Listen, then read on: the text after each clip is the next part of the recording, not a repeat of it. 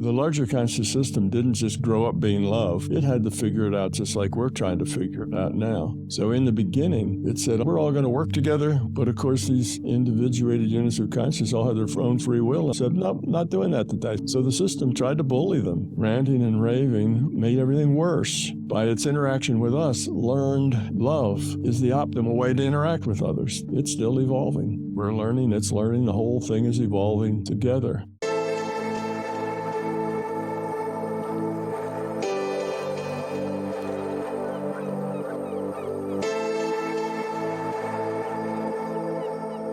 Hello, everyone. I am here today with Tom Campbell.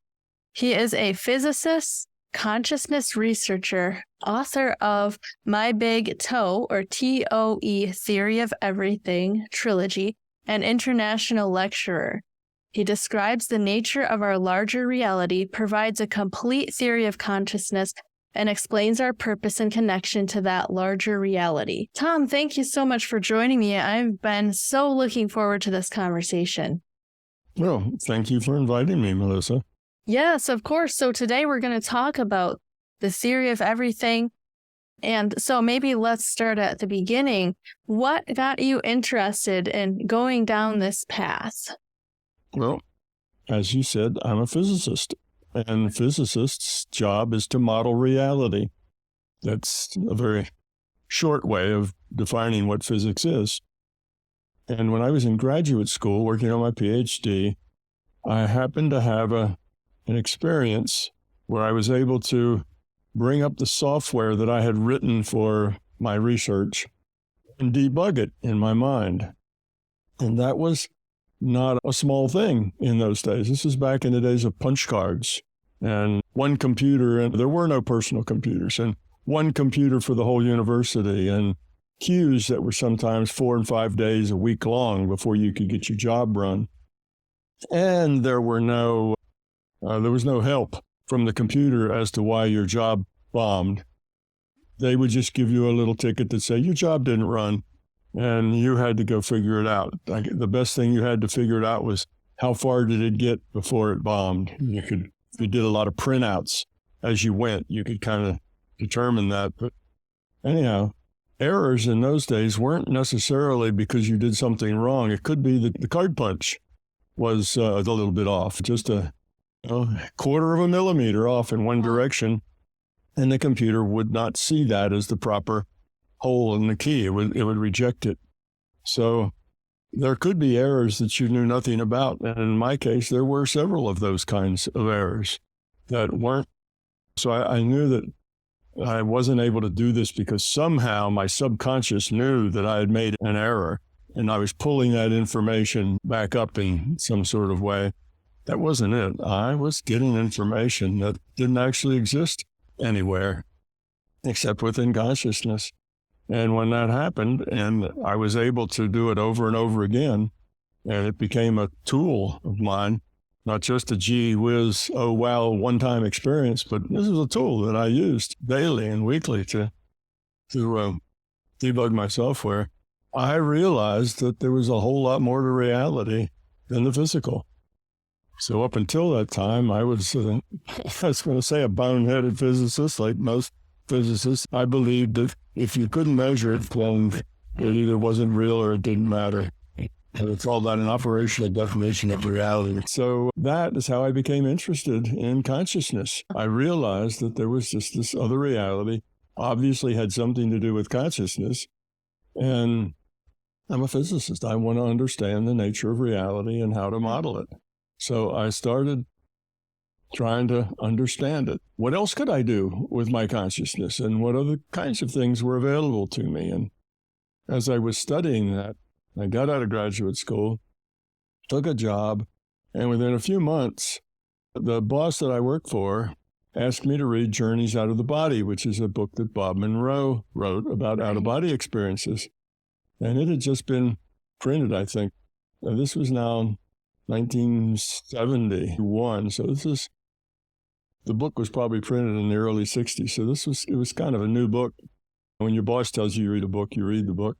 And I told him afterwards when he said, "What do you think?" is, well, if this guy's making it up, it's a pretty wild story, but if it's real and he's experiencing this, because my mind was open because of what I had experienced myself. So I said, if that's real, then that's really amazing. It'd be nice to talk to him or to get some more information.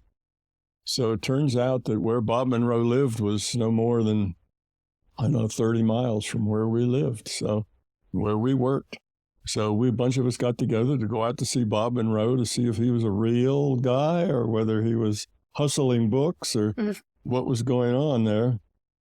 And we were all mostly scientists, engineers, mathematicians, that sort of thing. And we went out. Bob turned out to be a very rational person. He wasn't a crazy guy. He wasn't wild. He was, matter of fact, he had a personality and a mind more like an engineer. Mm-hmm. And he was very factual, very much to the point. All of the things he said flowed from logical positions and so on. So we thought, well, then this is real. And he had built a lab, didn't really know what to do with it, didn't have any equipment in it. It was just a building, empty building. And he was looking for some scientists to help him study consciousness so that he could find a way to show that this was a real thing that was going on. It wasn't just he wasn't just a goofy old guy who was doing weird things, but this was a real thing. Mm-hmm. So he wanted to study it. He was wealthy. He lived in a big house on the hill with a whiteboard fence where his horses ran when you came into his estate, a pond. He had a little lake on his estate. So this was not Bob trying to make money by selling books. The book sales income that he had probably wasn't 1/10% of his income. So that didn't matter to him at all. He was just interested in what had happened to him because he knew in his own mind that it was real. Mm-hmm. And he wanted to create science so that other people would see it as real. I think part of that is he felt kind of like the strange old man that had goofy things happening, and he wanted to turn it into science, so he wasn't that. So he had a motive to understand it better. So myself and Dennis Merrick, electrical engineer, a friend of mine, and we'd work for him for free if he would teach us to do what he did. Because we knew that if we just studied him and what he did, that wouldn't be very helpful. We really wouldn't be able to understand it. We had to experience it, or we wouldn't understand it. It's not your experience. It's not your truth. So he agreed. And then for the next 7 years or so, Dennis and I were putting 15 to 20 hours a week, like a half-time job, with Bob Monroe in his lab. And we built equipment for measuring different body functions, GSR and EEG and that kind of stuff. And we installed those in the lab. So we were his technicians as well as his researchers. And as the months and years went by, was very successful in teaching us. Both Dennis and I were able to get out of body on demand whenever we wanted to and explore. And I started using those sessions in order to do physics, try to understand how it works. We do evidential things like remote viewing where you could find out, did you actually see what was really there? Mm-hmm. And we would do everything we could think of that was evidential. And we'd also did healing with our minds. We did all the paranormal things, but we did them in such a way that we could check on them to see whether we actually got the right answer or whether we didn't. So I could change a variable and go do it again and see if I got the same result, or I got the same result more easily or with more noise or what. And then I changed the variable again. And I changed another variable. So that took a lot of time, but that's just the way science works. Science is basically a long haul of doing thousands of very minor experiments that all add up to tell you something significant. So it took years, and it wasn't until that was early 70s, like 72. I'm talking about 72 through maybe 77, where we were going out to Bob Monroe's. And it wasn't until probably 1995, something in there, that I decided that I'd done enough experiments that I understood consciousness. So I started writing, and I published the My Big Toe books in 2003, February 2003. So from the mid-70s all the way to 2003 was me doing experiments, trying to figure out how did it work? So it's a slow, tedious process, changing one variable at a time and coming up with theories and ideas. And then you have to say, well, if this is true, if this theory is true, then that implies this, this, and the other. Let's go test and see if those things are true as your theory implies. And sometimes they were, sometimes they weren't. I'd have to back up to start over. So that was the idea.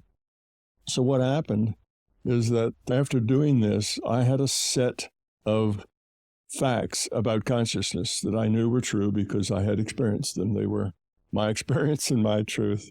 And I had a set of facts about the physical world because I was a physicist. So now I was looking for a single set of concepts that would explain both sets of facts. Just one overall set of ideas that would explain all the consciousness things and all the physical things. That would be the theory of everything. So I was looking for that, and I basically found it. Consciousness is fundamental. That's one of my facts that I learned, that consciousness is a fundamental thing. Material world is not fundamental. Mass is not fundamental. Space is not fundamental. For that matter, neither is time. What's fundamental is consciousness.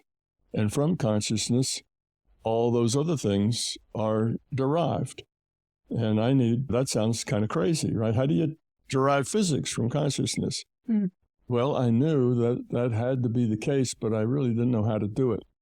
It wasn't until maybe 2 years after my books were published that I had some aha moments that let me understand how that was possible, how I could derive physics from consciousness. And sure enough, I could explain from my model of consciousness why quantum physics worked the way it worked. I could derive quantum physics from scratch. I could derive relativity. Basically, when I say I derive them, I mean fundamentally. Within quantum physics, the thing that is the big unknown, still a big unknown to quantum physicists, they don't understand it, is why should particles best be described as probability distributions? Right. And they don't know that. They can't answer that question. How does the double slit experiment work? They can't really answer that question. So they basically say, oh, it's just weird science. We'll never know. Mother Nature just not going to allow us to understand this. It'll always be weird science. Well, that's not true. It's science like any other science. It has a very logical explanation of why it works that way. They just don't understand it because they don't have the right perspective.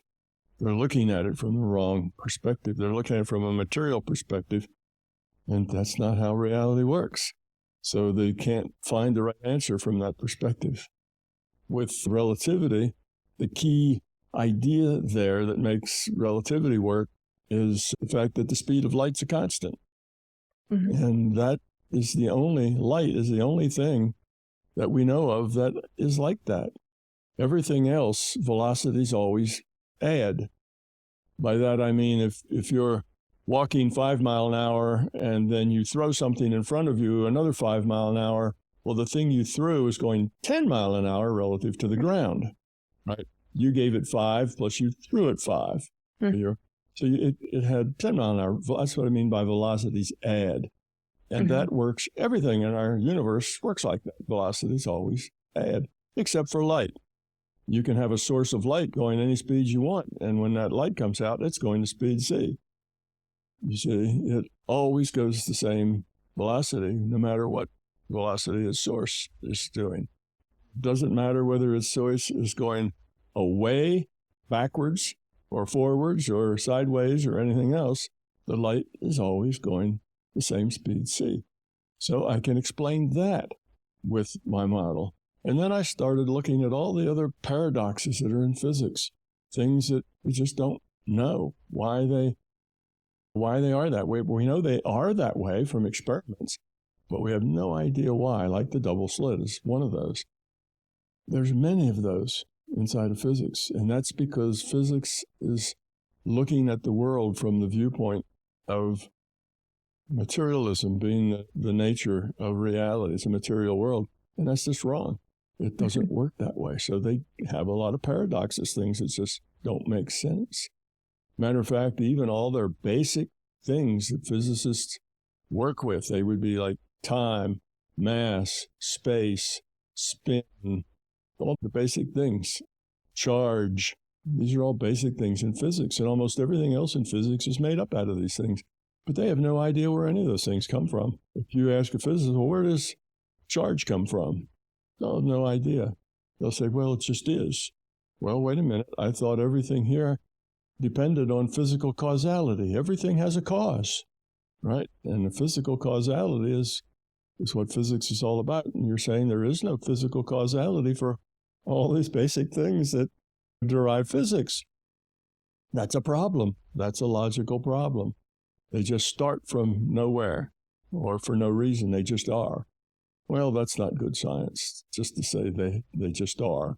There needs to be reasons why they are. And in my model, I can explain what all those things are and where they come from and why they are the way they are, all the other mysteries. So that's it in a nutshell. So there is one other part, and that is it's not just all about physics. If it was all about physics, hardly anybody would care because physics is interested, but who really cares about physics? And besides, you've got love written on one wall and love you more written on your bookcase over there. So what does it have to do with love? Well, it turns out that this model not only derives a model of the objective world, that's physics, it also derives an objective model of the subjective world. So subjectively, that's where love and caring and cooperation and justice and all those things that really matter in life are all in our subjective world. And this model of consciousness also derives that. You can understand that. So if you as an individual are unhappy and always struggling in your life, well, this model explains why that is, why you're like that. So that's the subjective side. So it explains both. And as it turns out, I'll just kind of jump to the top of this rather than try to explain it or derive it. But the consciousness system is an information system. Consciousness is about information. And information systems evolve by lowering entropy. But entropy is a physics term that means it's a measure of disorder. So if you have a lot of disorder, you have high entropy. And if you don't have a lot of disorder, if you have a lot of order, then you have low entropy. So in any case, I can take the idea that consciousness evolves to lower energy states, to lower entropy states, and show very logically, very deductively that means that they are evolving toward love, toward becoming love, caring, sharing, valuing each other. It's not, love is about other, not about self. And the opposite side of love is fear. It's not hate, it's fear. Hate is a child of fear. You start with fear and that can create hate. But so it's love versus fear. And that's kind of the way it separates out. So we are here. You and I and all the other conscious beings are here in this reality frame that we call the physical universe in order to make choices. And by those choices, we evolve or de-evolve our consciousness. We evolve our consciousness by lowering the entropy of our consciousness. More order. Like I say, that order has to do with caring, sharing, being cooperative, working together. That creates order. Whereas fear creates more entropy, creates less order. Where there's fear, there isn't trust. Where there isn't trust, there isn't cooperation. Where there isn't cooperation, there's a lot of self-centered grabbiness. There's a lot of greed and things. So you can just see that those two sides, one leads to more order, a more optimal situation for groups of people than fear does. And consciousness becomes a social system because we're a whole lot of pieces of consciousness. So you and I are a piece of this larger consciousness system. We're just a little subset of it. So that old saying that you've heard, we're all one, well, it's really true. We're all subsets of one thing. And this one thing evolves by lowering its entropy or by caring and cooperating. So that's our mission here. As we evolve our consciousness and that's by lowering our entropy, or I could say it's by raising the quality of our consciousness. As we do that, the larger system also evolves because we're a part of it. So as we lower ours, it's getting lowered as well. So we're part of that system's strategy for its own evolution. And because of that, the system wants us to succeed and will interact with us to help us succeed. So there's lots of things then that come out of this. And not only can I derive physics, but this derives all the paranormal things. Everything paranormal then just becomes a logical, normal thing once you have the bigger picture of how reality works. And all of these mysterious things like Akashic records, that sounds kind of silly. A bunch of data in the sky someplace that the people, well, there's a reason for that. There's a reason why that database has to be there and what the data is and how does the data get in there. And this model explains all of that kind of thing. So a lot of the Eastern philosophy, a lot of the metaphysics that doesn't really have or hasn't before had a logical background now does. The work that I've done kind of builds a scientific foundation under most of that work. So telepathy, what are these things and how do they work and why do they work the way they do? How is it that sometimes you can remote view and do well and sometimes you can't? Sometimes you can get out of body and interact in the larger conscious system, and a lot of people can't.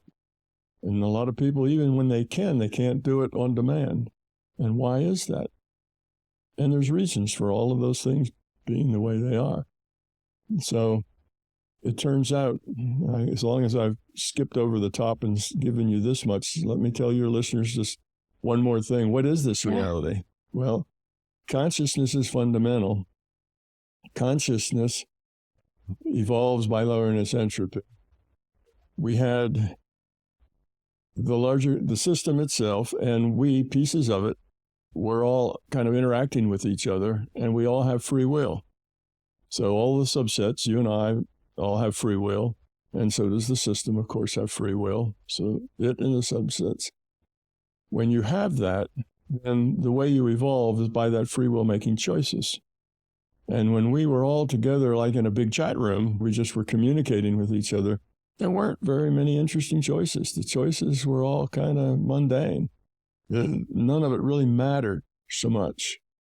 Now that big chat room was the first virtual reality. A virtual reality is defined as a reality based on rules. You have to have rules in order to make a game. You have to have rules in order to provide context for experience. So any reality that you can be in where you can experience, that's a virtual reality because it's the rules that create the context for the experience. An example of that, if I say, okay, Melissa, let's you and I play a game. All right, you go first.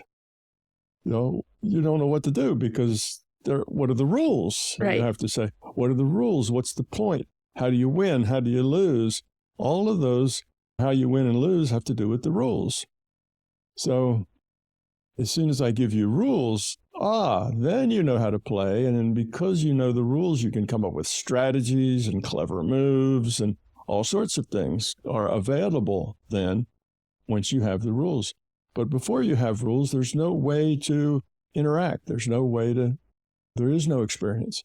So all virtual realities all experience that we can have are experiences within virtual realities. That big chat room was a virtual reality because the rules were the communication protocols. Those were the rules that allowed us to communicate. And we could only interact according to those rules, you see. So because we weren't evolving very effectively in a big chat room where the choices were very mundane and not very significant, the system decided it needed to make another virtual reality besides the chat room where the conditions were such that the choices were very meaningful, were very significant. Choices were something that would change you.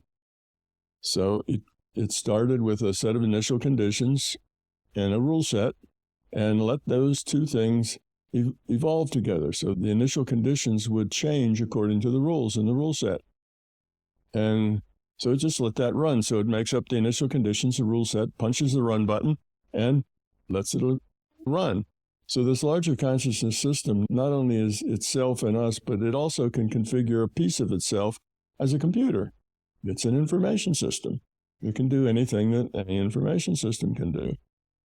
It created the initial conditions and rule set and let evolve another virtual reality, which turned out to be our physical universe. It's a virtual reality. And things evolved there. First, things like amoebas, and then things like jellyfish, and then things like fish, and then frogs, and then mammals, then us. So we all evolved inside of this virtual reality. The virtual reality wasn't programmed, it simply evolved. And everybody's heard of the Big Bang. Well, that ball of plasma that starts with the Big Bang, that was the initial conditions. And the rule set is what we call science or physics. It's all the rules of how that ball of plasma can interact with each other. And that's just done in a computer.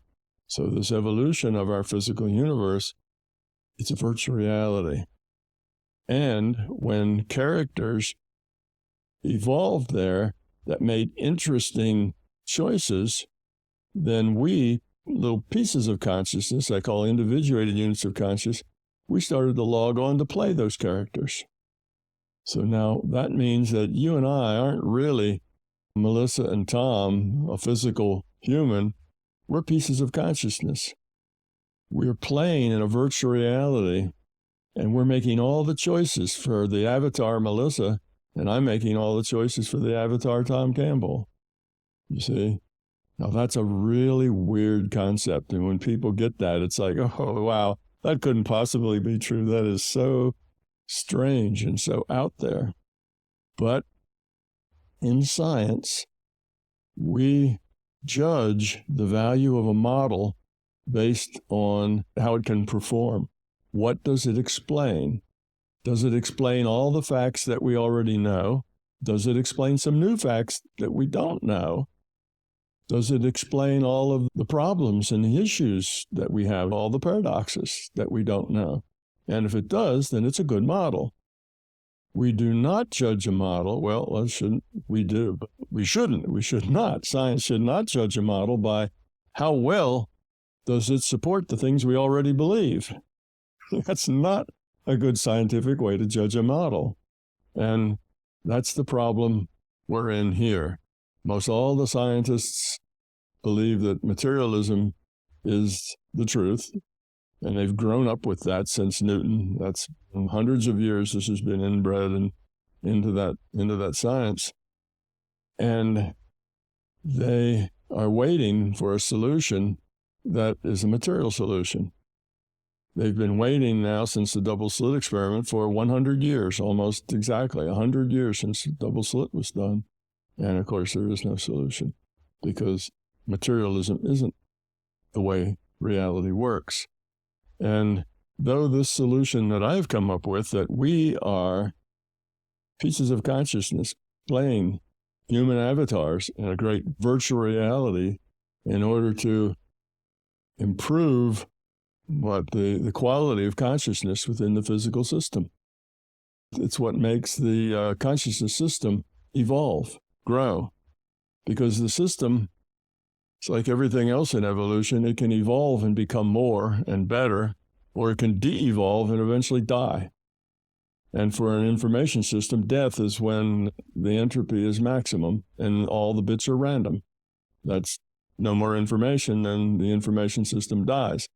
So the system is evolving because it doesn't want to die, and it's interested, it's an aware system, it's conscious, it's a conscious system, it's not just a big machine, and it wants to continue evolving. So it makes up this second virtual reality called the physical, what we call the physical universe, so that we can experience by these avatars. It's another virtual reality we can experience in, and we make all the choices for those avatars, and we start with that avatar with a piece of ourselves, which is I call a free will awareness unit. Now it's getting a little more complicated, and I'm trying to keep it simple, but I'll just add that step. The individuated unit of consciousness partitions off a piece of itself, I call the free will awareness unit, and that is actually what's making the choices for the avatar. So it's the piece of the individuated unit of consciousness, and the individuated unit of consciousness is a piece of the larger consciousness system. So that's the way it works, and it needs to be that way. There are certain functions that drive that has to happen. Those piece parts have to be there. So here we are, free will awareness units, and we get the data stream that defines the virtual reality, that defines a particular character and what they do. Let's say you're playing the game of Sims, and you have a Sims character. What's going on is that you're getting a data stream from a computer that defines that virtual reality. The computer has all the rules that define the virtual reality, and it sends you a data stream. Now, that data stream for you is 1,000,000 dots of light. If you have a megapixel monitor, you get 1,000,000 dots of light. And each dot of light has 3 attributes, 3 variables. It's got intensity, it's got color, it's got position. It's somewhere positioned on your monitor, each little pixel. And those 1,000,000 dots of light, you get that information and you interpret those 1,000,000 little dots of light into rocks and rivers and streams and people and houses and pencils and pens, everything. You just interpret it out of dots of light. So you get 1,000,000 dots of light and you see our reality in those 1,000,000 dots of light. It's your interpretation of the data stream that you get. Okay, now for us, we are free will awareness units playing a character here, and we get a data stream. And that data stream tells us what's going on, what the interactions are. Just like you get a data stream when you're playing The Sims. So our reality is our interpretation of the data stream that we receive from the server being the larger consciousness system. A piece of the larger consciousness system is the server. So when you understand that as the basic fundamental of reality, then a whole list, everything falls into place. So when you judge this model as what does it explain, well, it actually does explain everything. There isn't anything it doesn't explain, right down to are you happy and why? Or are you not happy and why? It explains everything. So I guess one other thing I will say is that I didn't call it my big toe because I was so proud of it. It's not, oh, this is my big toe. It's because it comes from my own personal experience. And as I've said, if it's not your experience, it's not your truth. So this model, it does marvelous predictions and explanations, but it largely is made out of my own experience, both in physics and in consciousness. And if I tell everybody, don't believe what I say, go experience it. It's all there available for you to experience it for yourself. Belief is the enemy. You should always be skeptical of everything and take all of your beliefs and throw them away. Beliefs are a problem, but you can find out for yourself. You can explore this larger consciousness system. It's not as hard as people think it is. It's fairly easy. I have a program, I think it's called Exploring the Larger Consciousness System with Tom Campbell. It's an audio. It's like a course, 5-day course, and it'll explain to you and take you through the experiences of all the paranormal things. And you will find that you can do paranormal things, even in just those 5 days. It doesn't take any longer than that. You won't be good at them for a while. You have to practice. It's not trivial. But you'll find that you can do them some of the times. And then you'll be able to become more intuitive, because the consciousness has 2 paths for processing information. One path is a logical path. Okay, that's what we call our intellect. And the other is an intuitive path. And all the paranormal things happen on the intuitive side. None of them happen on the intellectual side. So you can't get to paranormal from the intellectual side. That doesn't work. You can only get the paranormal from the intuitive side. Now, that is not objective space, that's subjective space. But subjective space is important. It's very significant. Now, physicists today would probably say, well, subjective space doesn't exist. There is no subjective. The only thing that exists is the objective. That's unfortunate because most of what's important in our lives falls into subjective space. Most of all the choices we have that are significant fall in subjective space. Saying that the subjective space is not important or doesn't exist is like saying that people go to plays just to watch the props. No, they don't go to plays to watch the props. That's the objective part of the play, is all the props. But what they go is to listen to what the people say, the ideas, the conflicts, the connections between the players and the story that they're telling. That's all subjective. That's what makes a play valuable. That's what makes our lives valuable. It's the love, the caring, the interaction, even the fighting and the squabbling and the greed and the rest of it. All of that is in the subjective side. None of that is logical. That's all comes out of our feeling space, our intuitive space. So I'd say the vast part of what is important to us is in our subjective world, not in the objective world. So to say, well, that subjective world doesn't exist, there's nothing but props, that's just wrong. It doesn't work that way, you see. So we have to learn to develop that subjective side. We start with kindergarten learning how to develop our logical side, our intellectual side. We learn and we learn, and we go to school, and then we go to college, we go to graduate schools to keep honing that intellectual side. We read books, we hone that intellectual side, and we don't do anything to develop our intuitive side. Well, very few of us do. Most of our population, particularly in the Western world, kind of ignores that side. As a matter of fact, we are worse at developing our intuitive side than we were when we were 3 years old. Most people at 3 years old are a lot more intuitive than they are now. So we not only haven't developed since 3 years old, we've actually regressed since we were 3 years old as far as our intuitive side goes. If your intuitive side is totally undeveloped and all the paranormal happens on that side, on that intuitive side, then of course you're going to be clumsy at it. It's going to be difficult. You're going to be like a child that was brought up in a closet or something and has never heard speech, has never seen anything except the inside of their closet, has never learned language, doesn't have any experience other than the inside of a closet. Or maybe better yet, the old thing about raised by wolves, kind of thing. It's hard for them to function because they haven't developed their intellectual side. And we can see how dysfunctional they are in trying to live in a world that's dominated by the intellectual side. They just can't function there. Well, that's the way we are over on the intuitive side. We're like 2-year-olds, maybe 1.5-year-olds, stumbling around trying to figure out which way's up. And it takes a little work before you can get there, but it's not hard. Just like growing up to be intellectual is not that hard either. It just takes some years. You just keep working at it a little bit at a time. And the intuitive side's like that too. So it's all there. So I don't want people to believe what I say.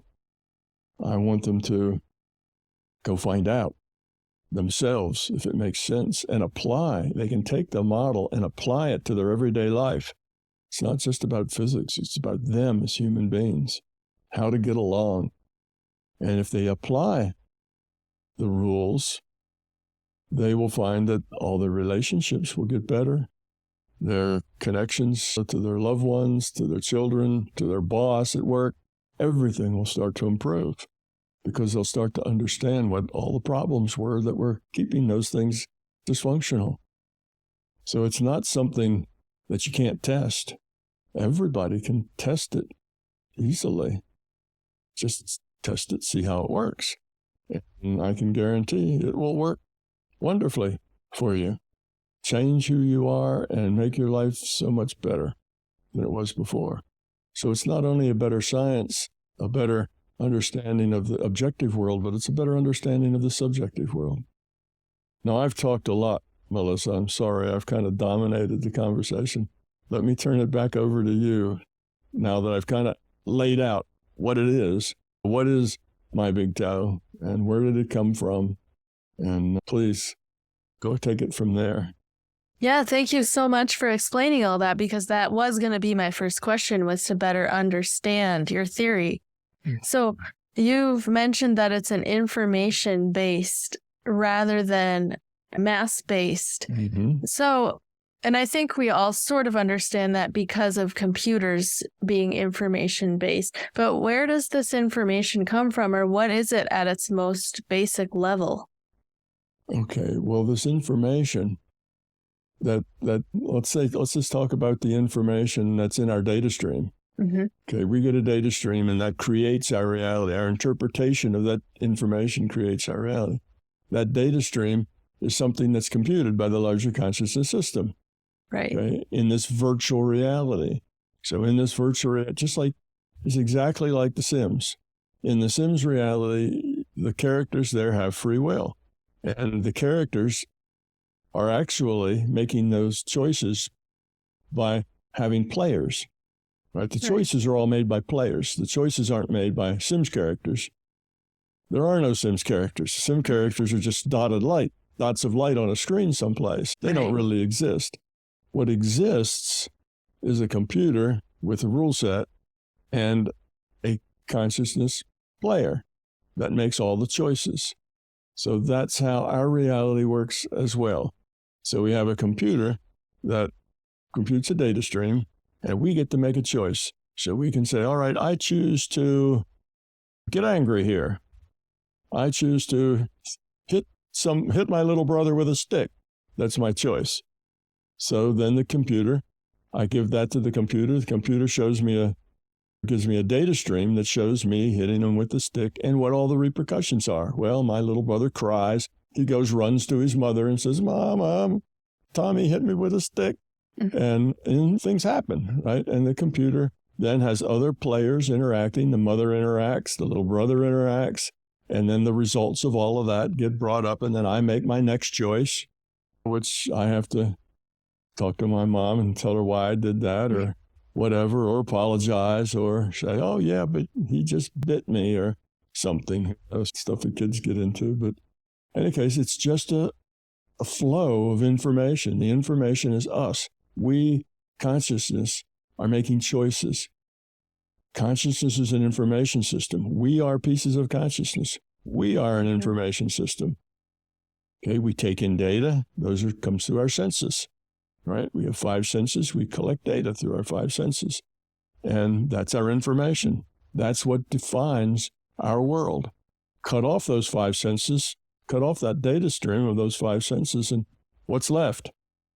It's just an awareness that you exist, nothing else. You're just floating in a black void with no sight, no sound, no smell, no touch, no feel, no taste.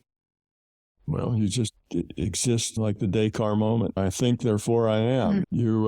That's all there is. So our reality is defined by information. That's the nature of consciousness. We're information systems. We create information ourselves. We make choices.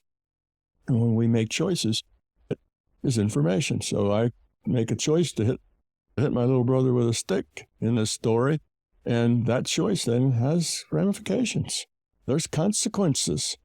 So now I'm a piece of consciousness, but I'm in a virtual reality with consequences for my choices. My choices are important because they affect everybody around me, and everybody else's choices affect me. What my little brother does and what mom does is going to affect me. And it's like that. It's very interactive. So all of this information is us communicating, making choices, getting the results of those choices. Because I hit my little brother with a stick, then he has choices. What can he do? He could cry or he could not cry. He could tell or not tell. He could grab a stick and try to hit me or whatever. Or he could laugh and think the whole thing was funny. I mean, he has choices to make. based on the data that he gets. So instead of this being a physical reality where there's physical stuff and we're physical beings, we are characters, our bodies are avatars. We're the player. So we create the information by our choices. The information system tells us what those consequences are, those choices are. And the reason it's like that is because in this virtual reality, we do have significant choices with very strong results and consequences for those choices. So it's a much better place to learn than just a big chat room. So that's why we're in this reality. So the information is what we create. We're information systems. Consciousness is an information system. So what is the big chat room? If I understand you correctly, you said that that's what came before this virtual reality system that we're in now. Would that be like the other side or what we experience in out of body? Well, no, not exactly. Well, I should say no and yes, depends on the way you look at it. There are no spaces. There is no space. There's just information. So we don't really have these things in this space. We do have time, so there are things happen before and after other things. So before we had this virtual reality that we call our physical universe, we had a reality where we just had a lot of individuated units of consciousness interacting with each other. That was it. That was the first virtual reality. See, the system, larger conscious system, got to a place where it was not evolving very rapidly anymore. It had already made all the patterns that it needed. It had probably also understood a lot of mathematics. It had created that. It was evolving, but it wasn't evolving as quickly as it should. So it realized that what it had to do to evolve more quickly and better was to break off pieces of itself and give those pieces free will. Now it could interact with another piece of consciousness that wasn't itself. I mean, it is itself in the sense that it's all part of one system, but it had free will. And it made a lot of these individuated units of consciousness, so there was many of them around, and each one had free will. And from the time they were made, they began to diverge and have their own opinions about things because their experiences would be a little different. They didn't all have exactly the same experience. They had different experiences because they could all make choices with their own free will. So eventually you had all these individuated units of consciousness, all with free will, and the system needed to interact with those. Well, the possibilities that you can get out of that are billions of times greater than the possibilities you get out of just one big monolithic consciousness, because there's only one mind thinking, one choice maker. Now you've got millions of choice makers, and they're all interacting with each other. And an interesting kind of sidelight here is that the larger conscious system didn't just grow up being love. It had to figure it out just like we're trying to figure it out now. And we individuated units of consciousness were the thing that allowed it to learn that. So in the beginning, it created all these individuated units of consciousness. And it said, all right, individuated units of consciousness, we're all going to work together. We're all going to cooperate with each other. And we're going to do this and we're going to do that. But of course, these individuated units of consciousness all had their own free will, and a lot of them said, nope, not doing that today. Sorry, I'm doing something else. So the system wasn't very evolved at that point because it was just trying to evolve. So the system tried to bully them. You will do that. I'm the boss. You need to do what I say. So all of you, get in line. Here's what we're going to do today. And of course, they had free will, and they said, no thanks. So it found out that bullying didn't work. Ranting and raving made everything worse. It actually alienated the individuated units of consciousness, not pulled them together into some cooperative thing. They didn't want to cooperate with a bully, you see? So it, by its interaction with us, learned that love, caring of others is the optimal way to interact with others. That's the optimal low entropy way to interact with other people is by caring about them. Well, at that point, then this idea that they had free will became kind of a sacred thing. You don't overrun anybody else's free will. You have to deal with them the way they are. You don't go in and bully them. So that's the difference. Notice in a lot of the old traditions, and Christianity is no different, in the Old Testament, God was angry, and God had a big ego. You're my people. You must do what I say. And if you don't, I'll turn you into pillars of salt, and I'll do this and I'll do that. And these are my chosen people, and these other people I don't care about so much. So that was at a time when the system wasn't very grown up yet. It was an angry and jealous God, you see. And then you get to the New Testament, and God is love. God is all about caring and turning the other cheek and cooperating and being helpful to each other. So that's when the system learns. It didn't start like it is, and it's not perfect now. It's still evolving. It's still learning, as are we. We're learning, it's learning, the whole thing is evolving together. So in another way, if you just look at theology as an academic subject, you'll see that this model not only gives you a new objective science, a better physics, a science of the subjective, but it also gives you theology as well. It explains most of the mysteries in theology and kind of what's true, what isn't, what are beliefs and what are basics. So it kind of defines that. Now, the larger consciousness system isn't perfect. It's evolving. It doesn't know everything all the time. It can know mostly everything that's a part of itself, but it has to focus its attention on it to know different things.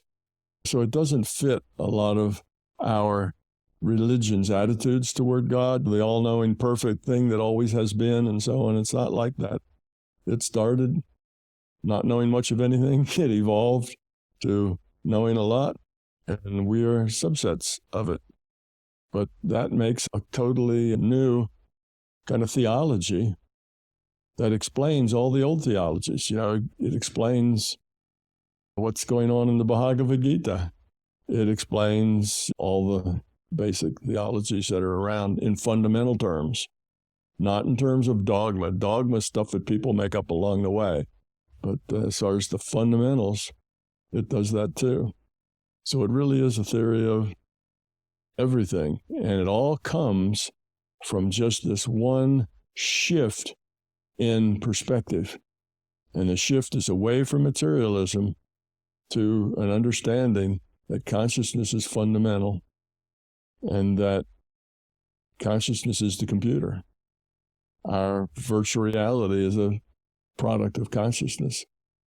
Our science is a product of the initial conditions and the rule set that started this particular virtual reality. So all sorts of things come out of this as logical necessities, like things I call experience packets that other people would call reincarnation. You have to have multiple experience packets, otherwise the system doesn't work, because growing up, which means changing who you are, changing yourself, changing your perspective, that's not easy. If you only had one shot, nobody would ever grow up, because you can't grow up in one go. It's not like that. So it explains that, not because I thought that was a good idea, but because the model logically requires that. I mentioned the Akashic Records. The Akashic Records have to be there because that's a database of all the things that the system needs to know in order to be the rendering engine for this virtual reality. It's got a lot of facts that it needs to know in order to render this virtual reality appropriately and efficiently. And that database, which is that set of information that it needs to use to render, that's what they call the Akashic Records. So all these mystical things that people have realized are there because they personally have interacted with it, but they don't have any sense of why it's there. How did it get there? And who keeps updating the information and how does it work? They don't know, but this model actually explains all of those things. Why do you have to have experience packets, reincarnation? Why is that logically necessary? Well, it's part of the model. Why do you end up with databases that have all this data? Because that's what the system needs in order to render the virtual reality. And I guess one other thing that I haven't mentioned is that we have a feedback system. This virtual reality is a schoolhouse. It's an entropy reduction trainer for individuated units of consciousness. So you go here to learn to grow up, become love through your choices. And one of the feedbacks we get is that we can modify future probability. Our virtual reality is not a virtual reality computed from the ground up. The computation isn't starting with the little things like subatomic particles to atomic particles to molecules to macro stuff.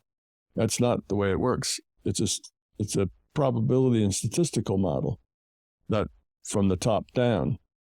That bottoms-up model is ridiculous. It can't be done. It's too much calculation required. Too many things and variables to track. It just is a inefficient way to run a simulation. So the simulations run as a probability and statistical model, but it has a rule set, so it can generate all the probability distributions that represent the things that can take place here. So it's got good distributions to work with, but it's working from a level of probability and statistic. And again, it's not that I chose that because that helped explain data. It has to be that way. Couldn't be any other way other than that. That's the only thing that's a rational choice. It's the only thing that's logical. So there is this database called the Probable Future Database. The future hasn't happened yet. If you're a materialist, you have to be also a determinist. And in determinism, there can't be any time. Determinism, everything is already done. So you can't grow, you can't evolve, nothing can change. Everything's determined. And that's kind of like the null set of nothing happens, nothing goes on there. There is actually no reason for any of that to even exist because nothing happens, it doesn't go anywhere. So that's determinism. Materialism is deterministic. So it's a model that doesn't make any sense. And on the opposite side of that, the antithesis of that is that consciousness exists, time exists, and free will exists. And those three things have to exist for each other. Consciousness I define as an awareness with a choice. You can't have a choice if there's no time, because there's always before the choice and after the choice. So if you have free will, then you have to have time. Well, if you can't have consciousness without time, without free will. Free will doesn't make any sense if you're not conscious. Free will to do what? If there's no consciousness, like in determinism, free will doesn't make any sense. And if you have free will, then you have choices and before and after. So time, those three things are all logically necessary for each other. Time, free will, and consciousness. And they're the antithesis, the opposite of materialism and determinism. Those two things have to go together. They're logically consistent. You can't have one without the other. And determinism actually does nothing, can be nothing, and has no value.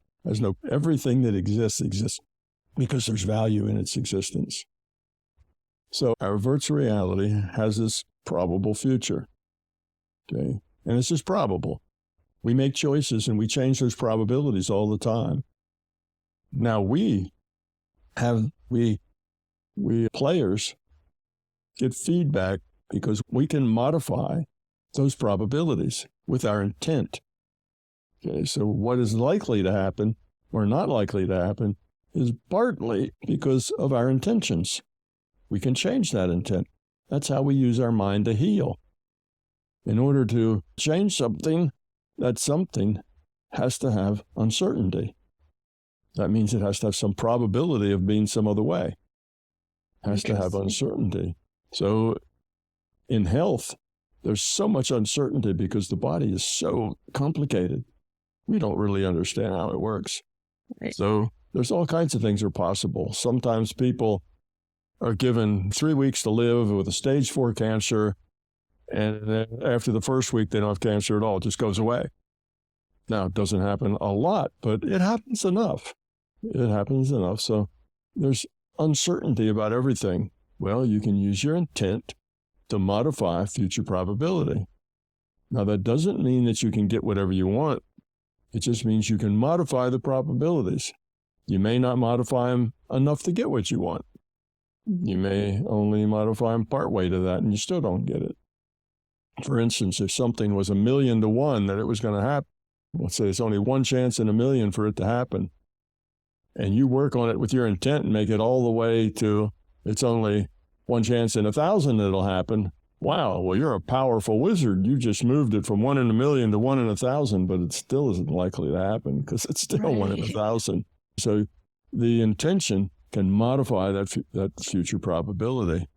If you really want it to be sunshiny next Saturday so that your family can have a picnic because you've planned that, there's somebody else who's planted grass and they really want it to rain next Saturday because they need the grass to be watered.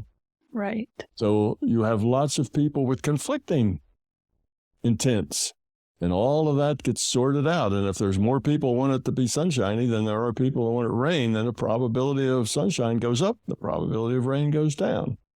So in some ways, we don't create our own reality wholly, but we influence it.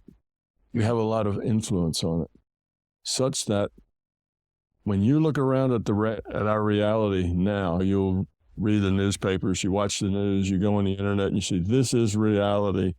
This is humanity. 2023, here we are. Well, it's kind of an ugly sight in a lot of places. It doesn't look very functional, but it is a very accurate representation of the quality of consciousness of human beings. That's who we are. That's what we are. We have a lot of fear. We're not very grown up yet. We're still trying to evolve the quality of our consciousness. So we do create a lot of what we interact with. And that's been known. If you're a very positive person with a lot of positive intent, a happy person, smiles a lot, always is positive, you'll notice that people like that, things just work out for them. Things just work out fine. Life is good for them. And if you're the opposite of that, if you're a miserable, complaining person that, oh, woe is me, nothing ever good happens to me, and well, a lot of things that aren't very good happen to those people because their thoughts are creating probabilities for woe and for problems. They're raising the probability that bad things will happen to them. And the positive people are raising the probability that positive things will happen to them. So we influence the system very weakly just from our attitudes. But if we learn to develop our intuitive side, then we can modify those probabilities much more strongly and much more directly than we do just from our attitudes. But even just our attitudes affects them somewhat. So that's kind of an interesting thing. That's how we modify probabilities, how we change things. And it's partly, well, I should say it's wholly there because it's feedback for us. You live in a life that's full of delight and happiness and joy and satisfaction. Well, then you're doing a lot of things right. You live a life that's full of unhappiness and misery and struggle. You got a lot to learn. Because as long as you are high entropy and fear-based, your life is going to be rather unpleasant. And as soon as you switch that and become very positive and have lower entropy and a higher quality of consciousness, your life becomes very nice. So that's a kind of the carrot and the stick. That's sort of the stick part. you learn and grow up and things work out. So it's not only, it's not that you're lucky, but you create that luck. You create that positivity with your intention. So that's another thing. Well, back over to you, Melissa. Yeah, Tom, thank you so much for everything that you've shared with us. I'm sure we could talk for hours more, but I will give you a chance to share with people where they can find you and where they can find your book, because I'm sure there's a lot more information in your book. Okay. Things that people should know. If you have books, and you can find the books most places that books are. Of course, Amazon has them, and bookstores should have them, but if they don't, then they can always order them. It's My Big Toe. It is a fat book. The book's about that big. It's got like 850 pages in it, but that's 3 books in one. There's 3 books in there. It's a trilogy of books. So each book is just a normal-sized book, but all 3 together is a large book. So that has all the theory in it and explanations, and it's all logical. So if you're a right-brain person, you might have to struggle a bit with it. If you're a left-brain person and logic and linear thinking is what you do, well, you'll find that it was designed to be an on-ramp for all of those left-brain logical types to get to the bigger picture. Because there's thousands of books that'll help you get to a bigger picture if you're right-brained, if you understand. But there's very few that you can get there logically. By deductive logic, you can get there.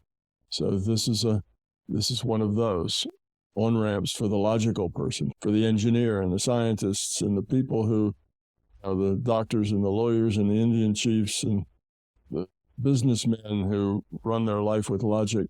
They can get to this logically through these books. It's not poetry.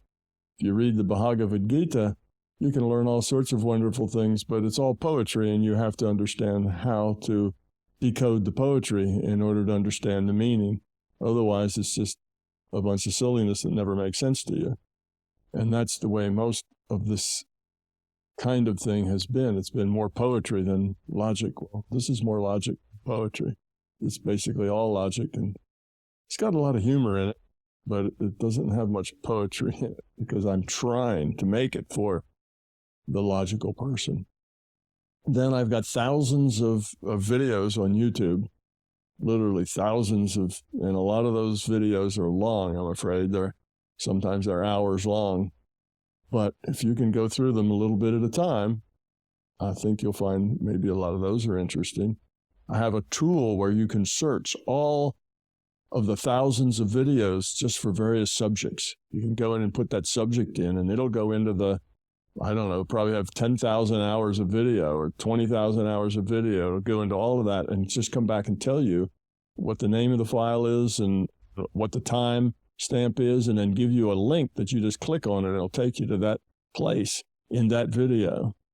So that's really helpful if you want to get around in them by subject.